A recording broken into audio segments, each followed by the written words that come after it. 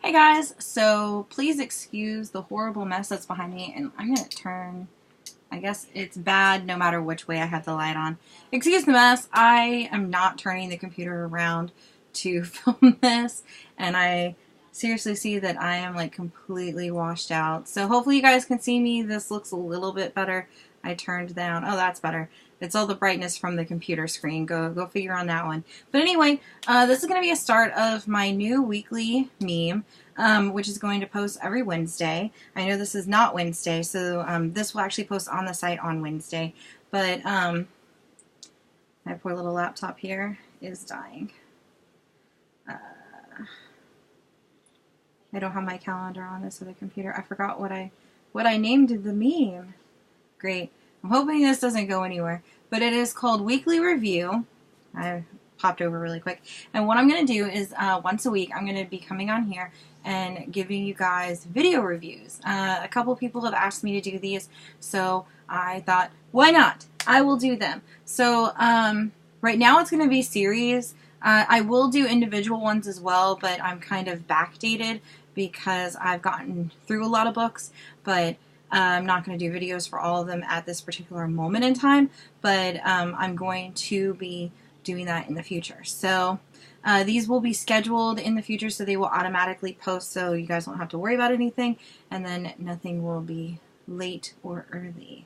So I'll probably get a lot of these things done. Of course, these will only be books that I am physically reading.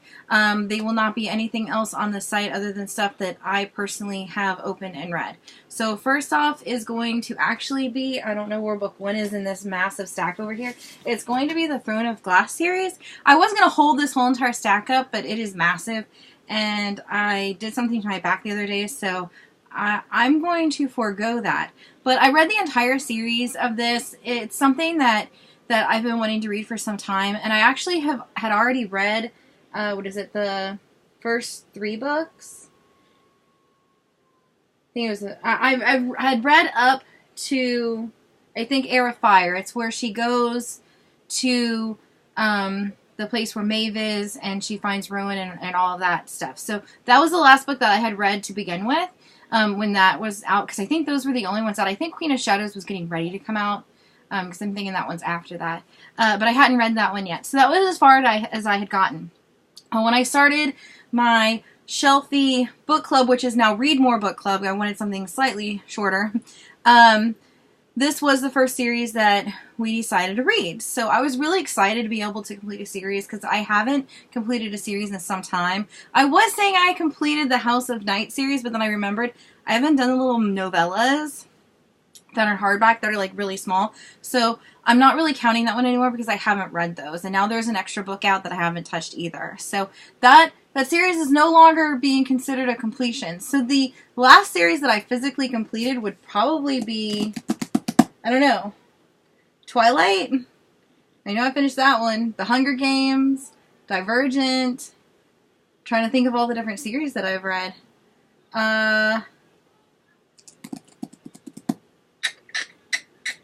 Yeah. Was it Jana Oliver's, what is it? Soul Thief, Forgotten, or Forgiven? Oh, The Demon Trapper's Daughter. I finished that one. I'm like looking at the books over here and trying to look at series that I've actually finished, because there is not that many series that I have physically read every single book to it. Yeah. The Vampire Academy series, I've done all those. I haven't done the spin-off though. Let's see. The Blue Moon series, I think it's what the Evermore series or Everbloom series, one of those. I don't remember what the series is called. But yeah, I haven't done a lot of series in some time, so I was really excited to be able to do this. And this is one of those series. This is 4,200 pages long if you don't do any of the acknowledgments. That is just strictly the story itself. And I have to say that I read the bind up first. Let me grab that one here. So I did the Assassin's Blade, and actually somebody had posted about what is the way you should read this. I think this should actually be considered book 1 for the fact that this book leads up to the full main story of Throne of Glass. So reading this first is not going to spoil you for anything. It is going to give you some kind of tidbits of connections that you're going to find out later on in the series, but reading this first is not going to hurt you whatsoever. It's not going to give you any spoilers. It's just going to basically very, very lightly introduce you to the world and who, what is her name? Selena? I have no idea how to pronounce these people's names. That's what I was calling her. I was calling her Selena. I know that's not right, but that's what I was calling her. It's like, you get a nickname, and you get a nickname, because I can't pronounce anybody's. So reading this first is not going to hurt you in any way, shape, or form. So I did that, and I really, really love that. I love how it was set up in like specific situations, and then each one kind of blended into itself to get the story moving. That actually really worked. I loved how she did that, because I'm not one for novellas for the most part. I don't really read them. There's very few novellas that I really care for, and I really loved those. I know there's another series, the Black Witch Chronicles. Her 2 novellas that she has currently, what is it, Wand Fasted and Light Mage? I think it's the Light Mage, but those were amazing. Those, I like, oh my god. Where's my prequel to this entire world? Because I need one. I need one now. So that was really good, and I liked how the author did it. I will say that in that one, she really felt really, like her age. Like a normal 16-year-old. Of course, she is a trained assassin at 16, but she felt like the normal 16-year-old girl who wants to go out and buy pretty things and dress in pretty clothes and all that stuff. Kind of like my 8-year-old who loves all the girly dress-up stuff. Yeah. But when it went transition from that one into this one, that kind of was taken down just a few notches, which I really liked, where she kind of realized, okay, you have different priorities that you have to deal with. And this world is so vast and so many things happen that through the entire thing, there was certain people that popped up, and I was like, who is this person? Why do I know this person's name, and why are they saying, hey, take this to her? And I had to go look it up. I don't remember what her name is. I think it was Caitlin or something like that, or Catherine, or it started with a K. And then I realized, oh, she was one of the courtiers in this book, and I think book 2. And it's like, okay, so now I've got it. Okay, I'm good. I know who this is now. And that's the one thing I don't like about adult fantasy, because they have so much stuff going on over a long period of time, and sometimes you'll have like people over in this part of town and in this part of town, and sometimes they even skip like time periods, and it gets so confusing that you need a float chart to keep track of everybody. And in parts of this, I kind of felt like I needed that, but that was more along lines of just like the little Easter eggs and stuff that you get from the Assassin's Blade. So I thought that was really cool that the author did that, where towards the end of the books, or towards the end of the series, you get this little surprise of, oh hey, that's who that is. That's awesome, because I was just freaking out. And of course, just so you guys know, this is probably going to have spoilers, and I don't want to just blurt it out and then, oh my god, I just got spoiled. So if you have not read this entire series, or you don't want spoilers, this is probably not the video for you. Just so you know. So, going on, these are not in order. Half of these, when we sat down to talk about the series, I actually had to look it up on, the series recap site to find out, okay, so what happened at the end of this book, because we were screwing up on book 1 and book 2 and book 3, and it's like, no, that didn't happen there, that happened in this one. And then we're like, wait a minute, no, that happened in this one. And then we were completely wrong, and it had happened in the first one that we thought that it happened in. So about her like going to, Andover and stuff, and all that happening, and the championship and everything. Because, that's what happens. This is definitely a series that I would recommend that if you're going to read this, read it all at once, back to back. Because if you don't, you are going to get so lost.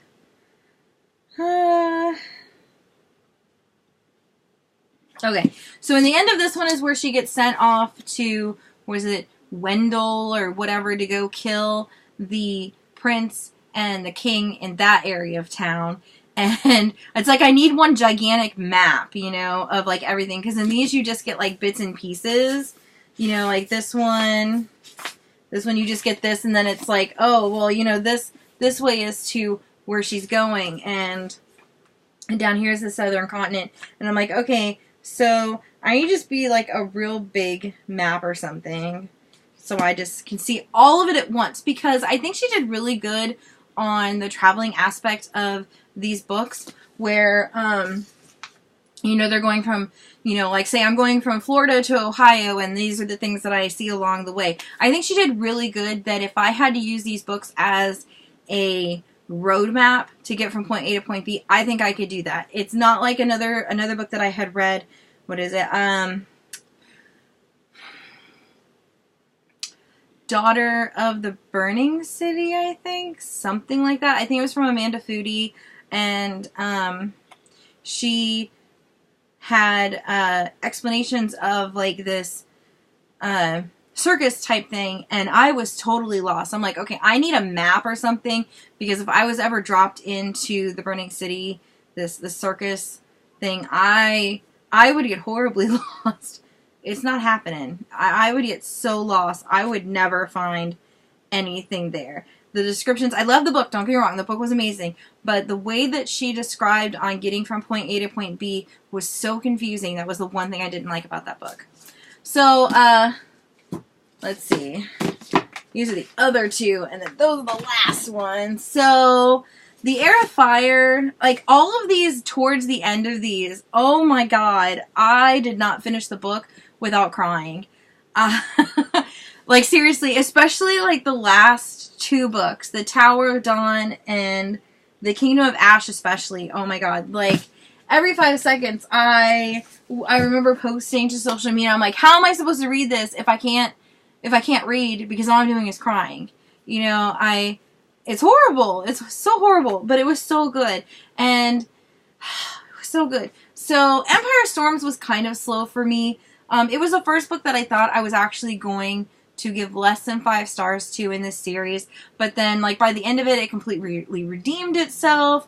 It was amazing. I couldn't put it down, and I was so happy. So it was a little bit slower to start with than what I would have liked, but it definitely worked out by the end. And then, of course, this one came.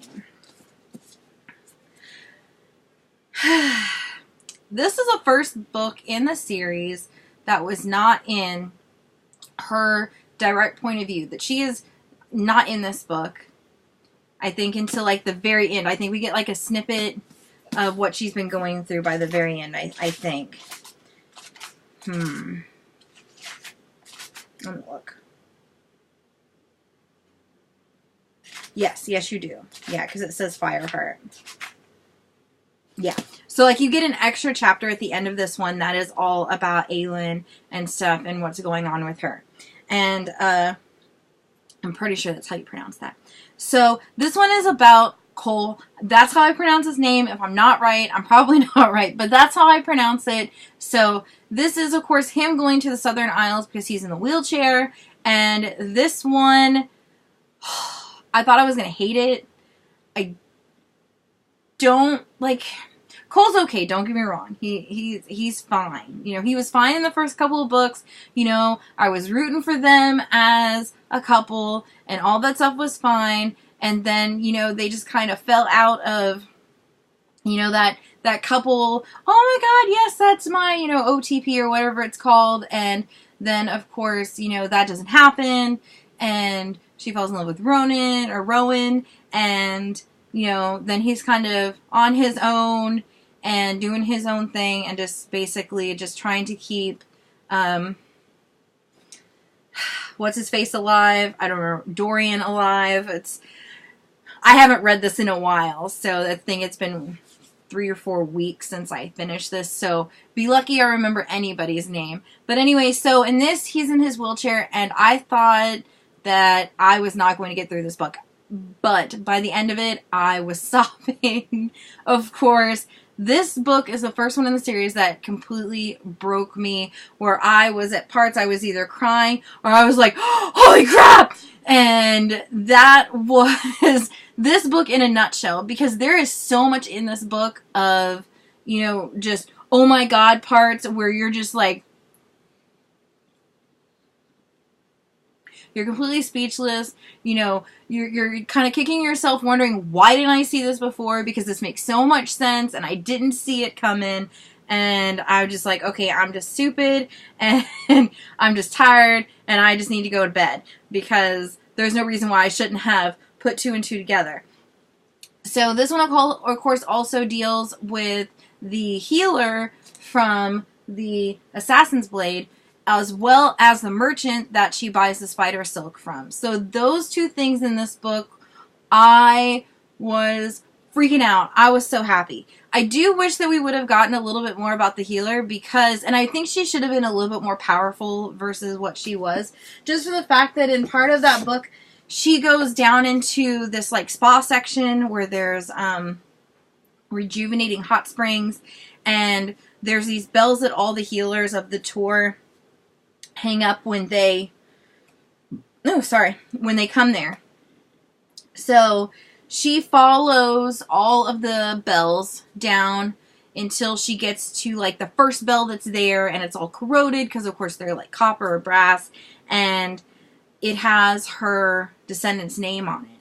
So I think that, you know, since she was basically a descendant directly from the first person that was in the tour of the healers, I think she should have packed a little bit more punch than what she did.